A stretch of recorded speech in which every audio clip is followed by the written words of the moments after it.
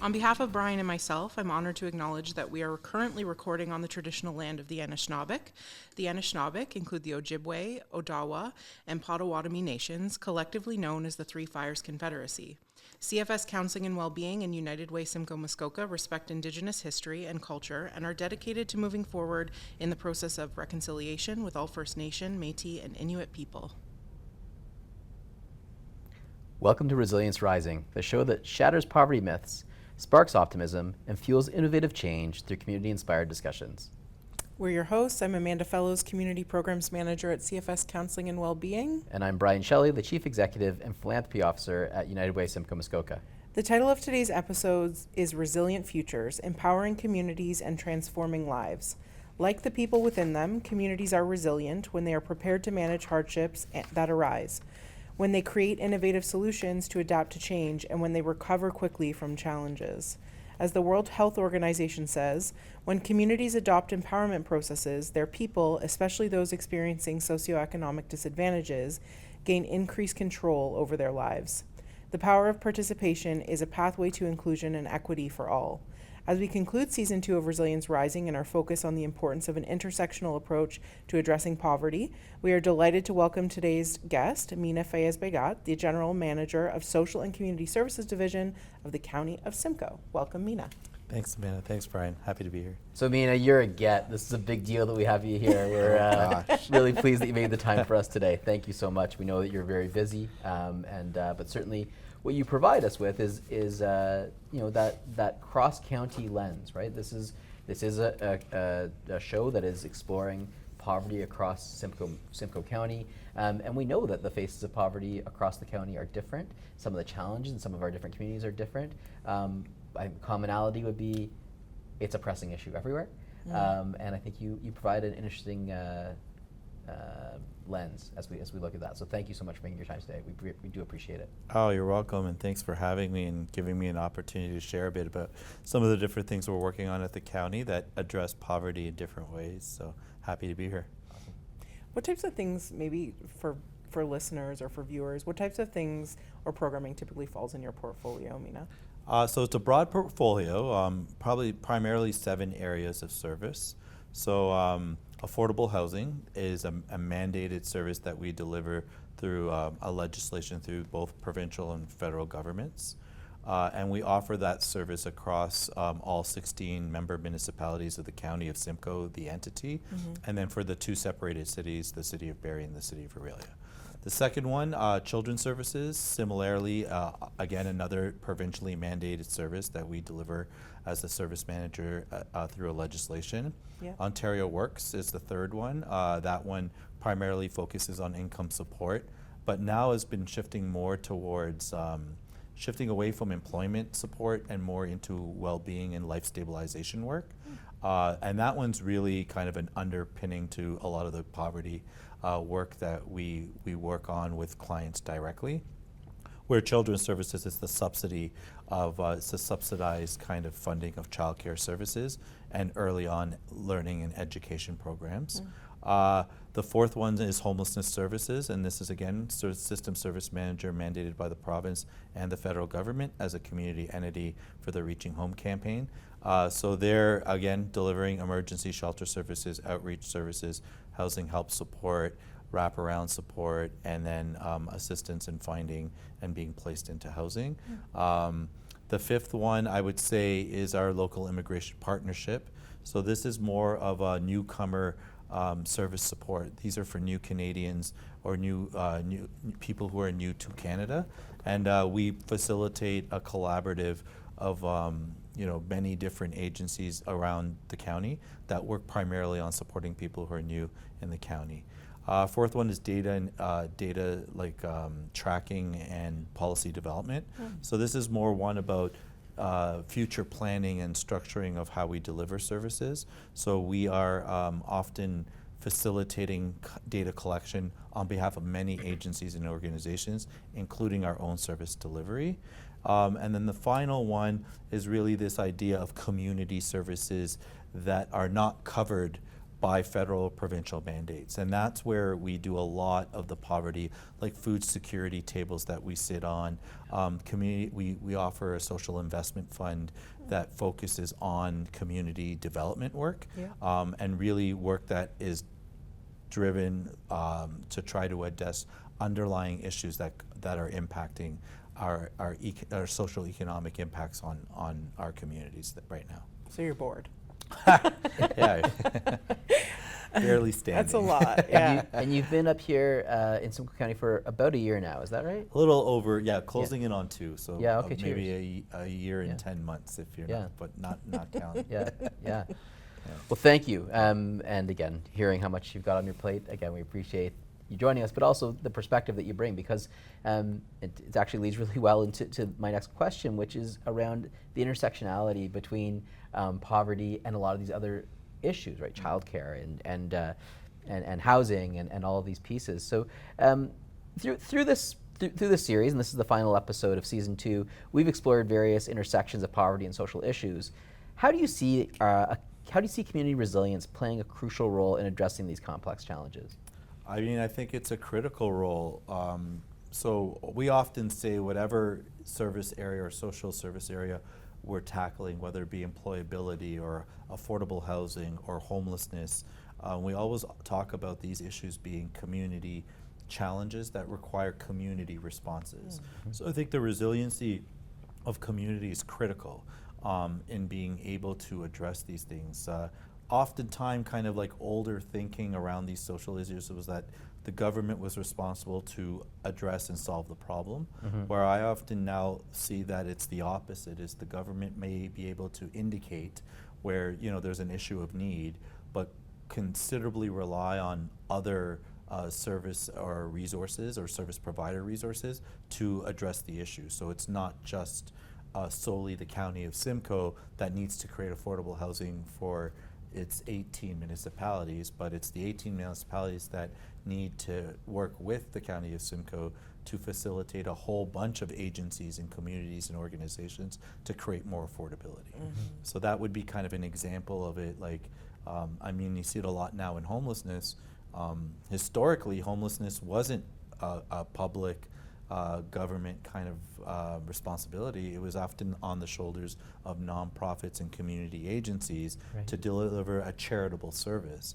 Now you find it's the exact opposite, where it's solely on the shoulders of usually local municipal governments to address homelessness, and kind of not engaging a lot of the sector to do so, and that's something we're trying to change here at the county. You speak to homelessness, we speak to affordable housing.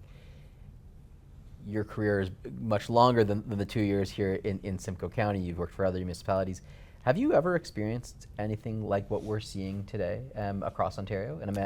And I say that because what we're experiencing here in Simcoe County is not unique to Simcoe County. It is across the province. No, it's also across the country, and you can argue across most like Western kind of like countries and societies right now. And I think there's a few factors involved. Like, the only thing in my career that I can compare this to is when I was at the region of Waterloo, BlackBerry, one of the major like employers had just collapsed, and then 2 or 3 years later, you saw the economic kind of impact on that really reach all the way down into like seeing homeless numbers spike, affordability needs go through the roof, in a community that's growing. Post-pandemic, I think we're seeing the similar thing. We're now 3 or 4 years removed from the height of a pandemic, and now you're seeing the most vulnerable who are hardest hit, resulting in their the economic impact affecting them more severely.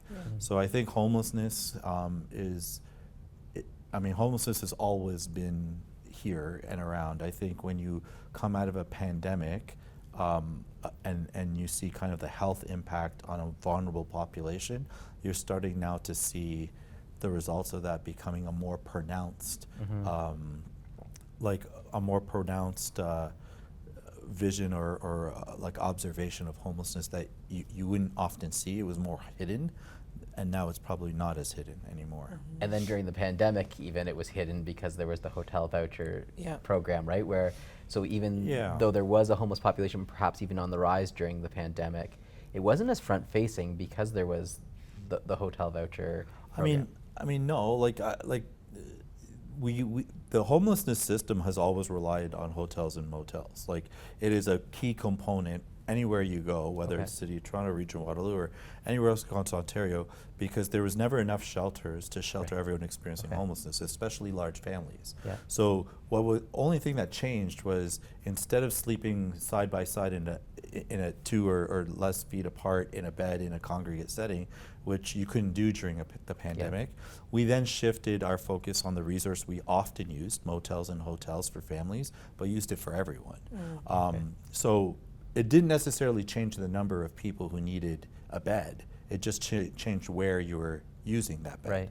The difference was, coming out of that, the congregate living setting that most people experiencing homelessness used reluctantly now are more they're more reluctant Right. Sure. to use that same model when they've seen kind of a better service model with, like, private rooms, private bathrooms, which is understandable, right? Yeah. So some people are reluctant to use that service and would rather stay outside than come inside for many reasons. And I think one of them is just the standard of accommodation has changed. Yeah. Interesting. So when we consider that, I know as the county, you fund a lot of innovative programs, services, things that help to address some of these kind of critical poverty issues. I'm wondering if you can speak to some of that work. Like, what are you doing that's changing some of that landscape? A few things. Like, I think the first thing that probably is new, and maybe the pandemic taught us this, is we have to be better prepared on understanding who we serve by understanding the data points that tell us the story of their need. So we stood up like an open data strategy where on open.simcoe.ca you can see numerous different dashboards that slice the needs of our social services in many different ways. We're about to launch our children's service one. We've launched our housing aggregator one that talks about affordability by city, true market rent affordability. That updates live every month, so now you know how much it costs, where to send your child to a child care or early on education program. You can go and see how many people stayed in shelter last night, so that, knock on wood, if we're ever addressing like a global health crisis, we actually know how many vulnerable people we're serving Right. and how we need to serve them. So data was the first thing. Then after data came kind of going back to the basics of like deciding, like, if we need to serve more people who are experiencing homelessness, we obviously are going to need more ways to enter them into their next kind of like stage in housing, Yeah. like that continuum of housing. So this is where we started looking at rapid rehousing programs. How do we stand up a 120-day program with intensive case management to get a cohort of individuals experiencing homelessness permanently housed and out of chronically using an emergency shelter system that was never designed for people to live in. There were, our shelter systems 10 years ago were 90 days or less, 60 days or less. You fell on hard times, you needed a couple months to get back on your feet, and then you find your new place to live and continue on. That's not the case anymore. We have people languishing in shelters without a way out because we're not focused on how to get new opportunities for housing. So there's an upstream outflow that you have to focus on: rapid rehousing, supportive housing, affordable housing, clinical support, medical support, social and well-being support, life stabilization work. All of those things have to come together in a way that has a good exit strategy for someone who enters into homelessness. Yeah. It's interesting. I mean, it's very similar to the same conversation around food banks, right? Food banks were not meant to be sustained support. They were supposed to be, this person is down on their luck. It's a one-time. It's supposed to be a point-in-time crisis support for someone's experiencing food insecurity.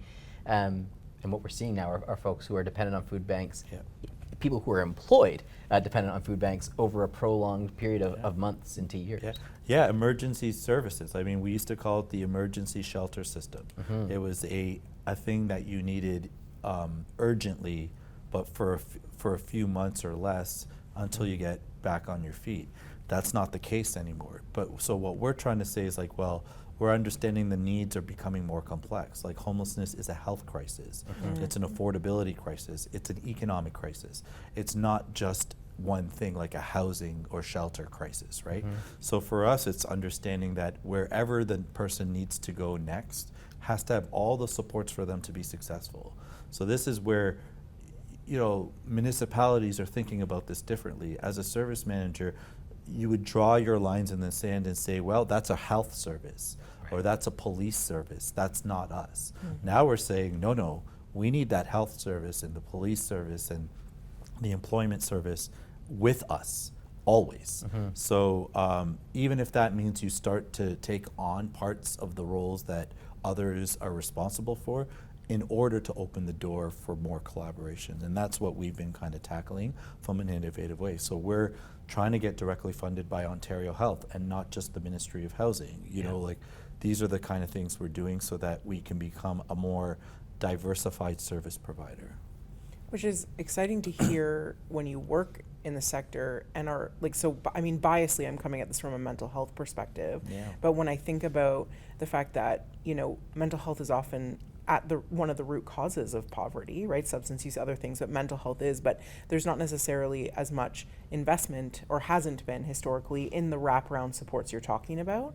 So there's excitement when you start to talk about how, like, yeah, we need affordable housing. I'm not negotiating that. We definitely need that. There's not enough inventory. At the same time, there needs to be as much emphasis on that wraparound support and everybody coming together collaboratively, to support that. Yeah, and it's just just being pragmatic. Like someone who has not been able to live independently, like for a long period of time because they've been chronically, you know, trapped in a shelter system, you know, and then when you find them housing, how do you expect that person to go from never cooking a meal, never like working an oven, to then the next day having to do that all for themselves 3 times a day?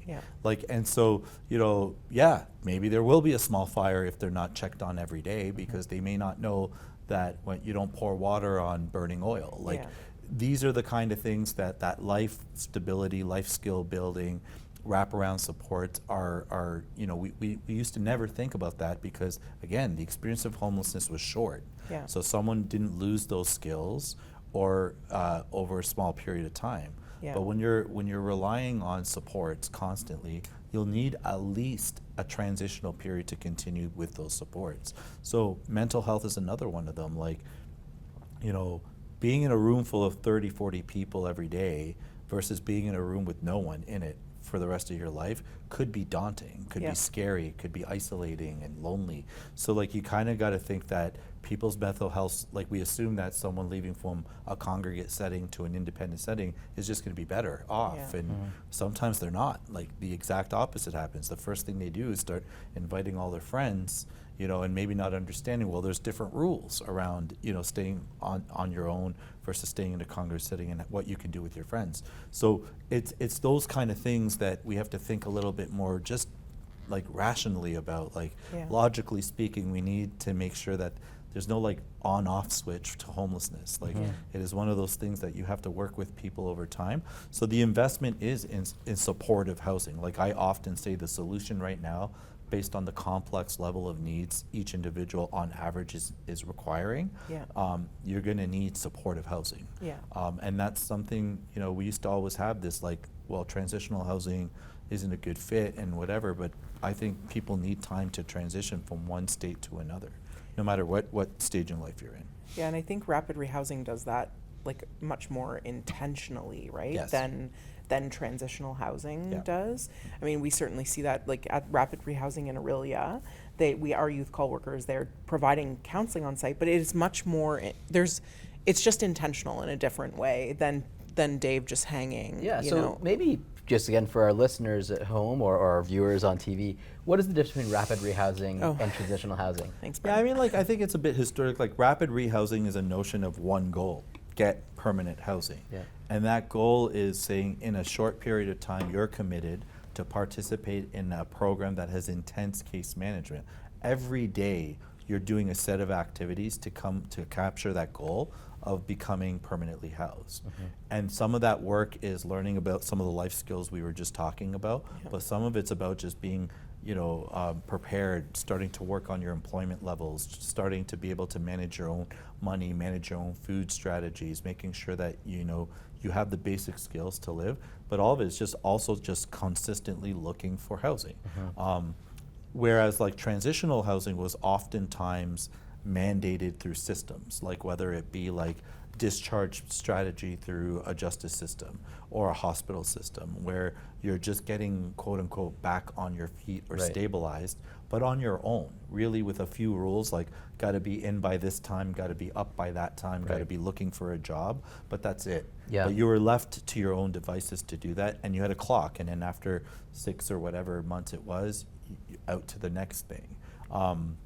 That worked when there was the next thing available readily, like when there was vacancy crises in affordable housing, and you could easily fill 50 units, every month because half the building was empty. But those days are over, right? So they think the rapid rehousing like creatively looks at ways to find housing that will stick and oftentimes match you to your needs. What level of support do you need? So what type of housing should you be looking for?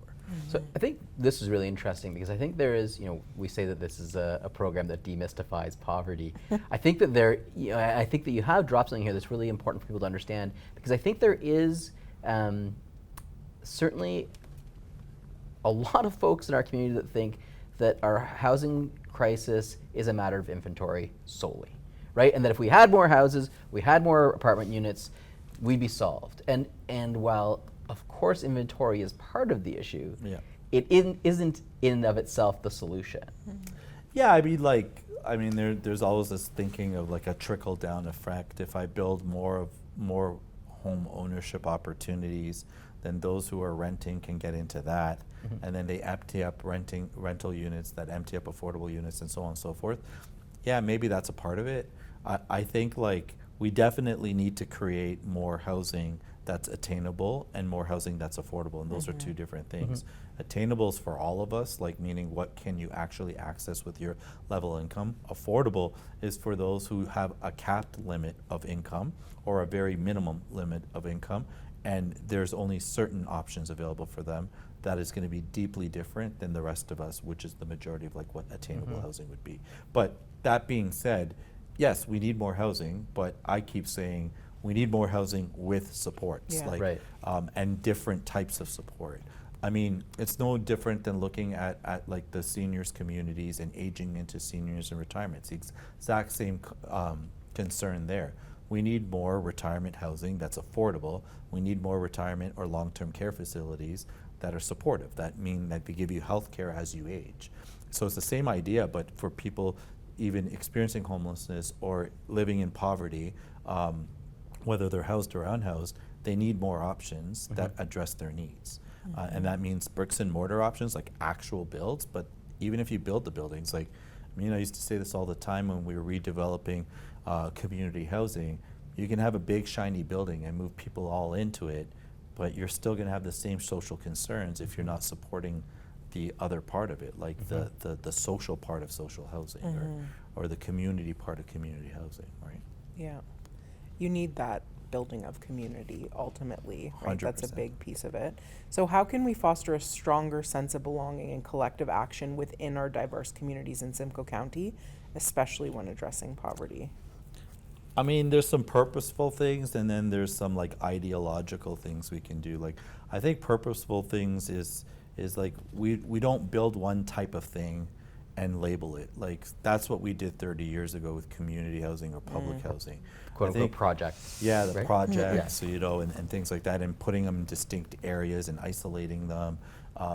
Like we need to create mixed income communities that have mixed purposes, both commercial and residential and community based, all in these campuses that are integrated into community. I think that's one thing. Yeah. The second, that will create belonging and welcoming, and if you do that, it's proven that more people as they move in take pride in their communities because of how well formulated they are. There's even data, sorry, and you'll correct me if I'm wrong, because this is much more your area of expertise than mine, but I think there's also evidence even that crime rates drop in mixed Yeah, yeah, of course. I think like the St. Lawrence market in the 1970s in Toronto, they built a mixed income community like with a European style of concepts and wrapped it around a food market, Yeah. and it's probably one of the safest places on earth. Right. For the last 40 years. I mean, so like I think it's easy to prove like that works. It's stable. Less people transition in and out because it's stable housing, and people want to stay in those communities. So yeah, I think you'll see overall less social issues. I think crime stats are one way to measure it, but I think more importantly is like look at how well people stay in those communities Yeah. rather than leave them, and the surrounding neighborhoods. They're highly sought after, right? Yeah. It's like, so similarly, I think ideologically is the other way you have to address welcoming and belonging is understanding that the gap in society has changed so much that there is very few people who are not in need of some affordability or some sort of service or support. You mentioned food banks, like there's other things. Like, I mean, the average Canadian right now is struggling with their grocery bill. It's Yeah. not Yeah. a small minority that we're struggling with grocery bills. It's like the majority is. Right. So I think the notion that this is a community issue, but it's also a social economic issue that's probably affecting the majority of people in Canada, right? Leaving just the very wealthy probably out of that group. So for me, I think like there's probably more understanding to people's needs now because we all feel it like Yeah. a little bit, right?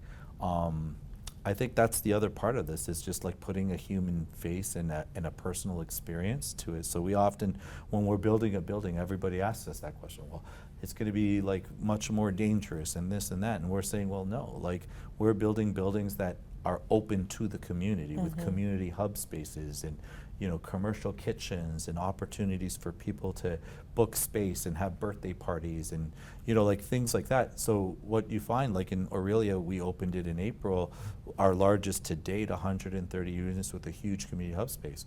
We opened a clinic there for healthcare services for both infants and individuals, 7 days or 5 days a week, 12 hours a day for unattached clients without Family doctor. family doctors. That's not just people living in that building. That clinic does not have one open session or spot because we all know right now it's really hard to find a family doctor, especially in Aurelia. Yeah. Yeah. Like there's wait lists. There's people who are very gainfully employed that have no income issues that cannot find a family doctor. Yeah. So it just tells you, like sometimes when you're delivering a service or a need that's going to benefit the community as a whole and not just the individual for their rent, Yeah. you know, you take a different approach saying this is good for everyone. Yeah. You know, and then when you take an abandoned school or a decommissioned school and turn it into something else, I think the neighborhood's probably more welcome to that like community enhancement, right? Yeah, I love that. Yeah. What are some practical ways that our listeners or our viewers at home can contribute to building community resilience and driving the change that we want, that they probably want to see in their neighborhoods? Oh, there's so many things, but I think the number one thing that pops to my mind is like something that we used to do 10 and 15 years ago, volunteer. Like there is not a long lineup of people who want to work in a shelter or want to work, you know, in a community housing building or something like that. But there's certainly a lot of volunteers that could work in a food bank or in a shelter or places like that. And I think our community needs to get more involved than it used to and start becoming a little bit more isolated. And you know, the second thing is like be very discerning with information. There's a lot of things out there that capture and you know paint people with broad strokes, especially those that are most vulnerable. And you know, I often hear some of the stories of why someone's experiencing homelessness, and it's nothing more different than, you know, I had a great job, injured myself, was prescribed painkillers, couldn't live without them because the pain was so harmful. That affected all my health outcomes, which affected my life and my employability. Yep. And here I am, 3 years later, addicted to, you know, an opioid or some sort of painkiller, and I can't get employed anymore, and you know, I can't afford anything because I've fallen so behind Yeah. the average income of society that you need right now to survive. So like, I think those stories, like, aren't being told, and what we see is like a lot of vilification of falling on hard times, which it never used to be like that. So I think it's like a little bit more of understanding and being a bit more discerning when you're reading things, or people are posting things, or people are saying things in public, like just thinking more about, well, what's that story behind it? Like, how does that person get better? Yeah, there's certainly a healthy dose of, oh, that could never happen to me.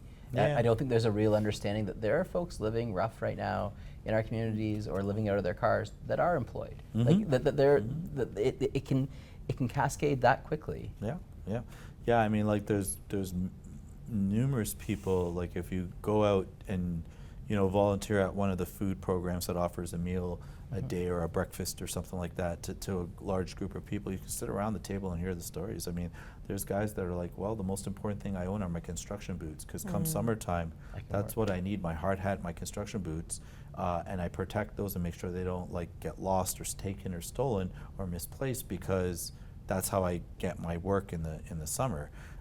So yeah, I mean, there's a lot of people working and a lot of people trying to make ends meet that are surfing on someone's couch, or using like motels on the weekends and sleeping in the cars during the weekdays, things like that. I mean, that's not an unusual story. I do think though that it is true, like we often don't want to think it could be us, and one thing we used to do when we used to work at community housing, we used to always tell our staff, like, we're all one paycheck away, like from needing one of these units. So like, treat it as if it was going to be your home next month, and treat the people as if they're going to be your neighbors next month. And I think if we did a little bit more of that, we'd probably get a little further as a community in terms of like finding better solutions, for sure. And you mentioned that example of the individual thing. The most important thing I have is my boots, or my work boots, or my helmet, right? And you think of how much we take for granted the fact that, like, well, when I'm done with my work boots, I put them in my front hall closet, and it's there's incredible privilege that comes with middle class that I think we don't we just take for granted, because it's always what you know. Yeah, I just don't even know if the middle class really exists anymore. Like I feel like back 30 years ago, it was such a large class of group of people, almost with very similar employability skills, very similar incomes. I just don't think it's like that anymore. Like as the markets move, like I would say probably, and I don't know, I don't have stats on this, but I wonder if the majority of people have more than one job right now that are in that bracket that we used to once call the middle class. I don't think it's the 9 to 5, check in and check out type lifestyle anymore. I think people are just hustling a lot more. Things like Uber and like other alternative ways of employability have probably expanded people's like work hours, literally. So you're probably seeing a lot of people just doing a lot to get by. And I guess maybe that is the new middle class, or the new average of what people are going through, especially younger people, I think, coming out of like school, whether it be high school or college or university or none. I think you're probably seeing them having to survive by multiple employment jobs, and it wasn't just a part-time job. Sure. Like now this is it. Like this is what we do. Like I just ran a Brian workshop on, I'm going to botch this stat, and so we should probably put it on the screen, but I just ran a Bridges workshop on Wednesday, and I was reading this stat to them. Bridges Out of Poverty, which is an economic diversity training. But we were talking about, I was reading this stat about how 53% of self-identified middle-class humans feel hopeless in relation to their children ever achieving a middle-class status, which for me was like, it's just exactly what you're talking about, right? About the shrinking middle class, and this, it just feels daunting sometimes when you think about the struggle we're in, and the forthcoming struggle for generations. But it shouldn't be surprising, right? So we have a minimum wage in Ontario that's $17 and change, and credit to the provincial government, they've recently just increased it. But we also know that in Simcoe County, for example, a living wage is $22 and change, right? So there's a $5 gap every hour that someone works that they're falling further behind, right? Yeah. So over a working day of 40 hours, that's, or over a working week rather of 40 hours, that's $200 a week that someone's falling behind. And I think... So what happens is that working week goes from 40 to 50 Right. hours, or That's right. 60 hours, right? And you can't get out of it. Like there's no exit. Like this is what, like to your point, it is a bit sad where, you know, I've heard this more now than I've ever heard it before in over 20 years in working in this sector is this idea that like I will never be able to afford a home. Yeah. Like that's become a reality for someone right now that's the age of 20 and probably just starting the prospects of their career. Yeah. Like, I mean, that's different. That's not what we, like, at least for me, that's not what I Sure. grew up with. Like, I knew that if you worked hard and you saved, you could actually achieve that goal or that dream.